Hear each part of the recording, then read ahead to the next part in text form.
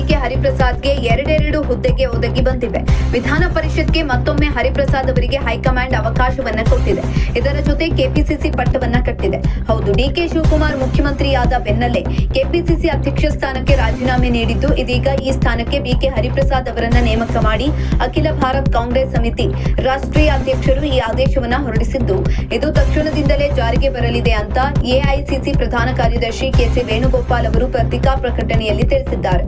ಸಚಿವ ಸ್ಥಾನ ಹಾಗೂ ಪಕ್ಷದ ಅಧ್ಯಕ್ಷ ಹುದ್ದೆ ಎರಡರ ಮೇಲೂ ಕಣ್ಣಿಟ್ಟಿದ್ದ ಸತೀಶ್ ಜಾರಕಿಹೊಳಿ ಅವರಿಗೆ ಹೈಕಮಾಂಡ್ ಶಾಕ್ ನೀಡಿದ್ದು, ಸಚಿವ ಸ್ಥಾನಕ್ಕೆ ಸೀಮಿತಗೊಳಿಸಿದೆ. ಕೆಪಿಸಿಸಿ ಸಾರಥ್ಯವನ್ನ ಬಿಕೆ ಹರಿಪ್ರಸಾದ್ ಅವರ ಹೆಗಲಿಗೆ ಹೊರಿಸಿದೆ. ಇನ್ನು ಬಿಕೆ ಹರಿಪ್ರಸಾದ್ ಸಹ ಸಚಿವ ಸ್ಥಾನ ಆಕಾಂಕ್ಷಿಯಾಗಿದ್ರು. ಹೀಗಾಗಿ ಅವರಿಗೆ ಡಿಕೆ ಸಂಪುಟದಲ್ಲಿ ಅವಕಾಶ ನೀಡಲಾಗುತ್ತದೆ ಎಂಬ ನಿರೀಕ್ಷೆ ಇತ್ತು.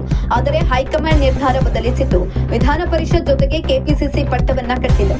ಕಳೆದ 6 ವರ್ಷಗಳಿಂದ ಕೆಪಿಸಿಸಿ ಅಧ್ಯಕ್ಷರಾಗಿ ಪಕ್ಷವನ್ನ ಯಶಸ್ವಿಯಾಗಿ ಮುನ್ನಡೆಸಿ ರಾಜ್ಯದಲ್ಲಿ ಕಾಂಗ್ರೆಸ್ ಅಧಿಕಾರಕ್ಕೆ ಬರುವಲ್ಲಿ ಪ್ರಮುಖ ಪಾತ್ರ ವಹಿಸಿದ್ದ ಡಿಕೆ ಶಿವಕುಮಾರ್ ಅವರು ಇದೀಗ ರಾಜ್ಯದ ಮುಖ್ಯಮಂತ್ರಿಯಾಗಿದ್ದಾರೆ.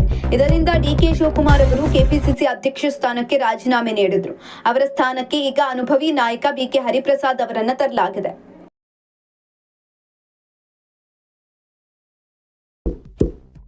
ಇಂತಹ ಇನ್ನಷ್ಟು ವಿಡಿಯೋಗಳಿಗಾಗಿ ಲೈಕ್ ಮಾಡಿ, ಫಾಲೋ ಮಾಡಿ, ಶೇರ್ ಮಾಡಿ.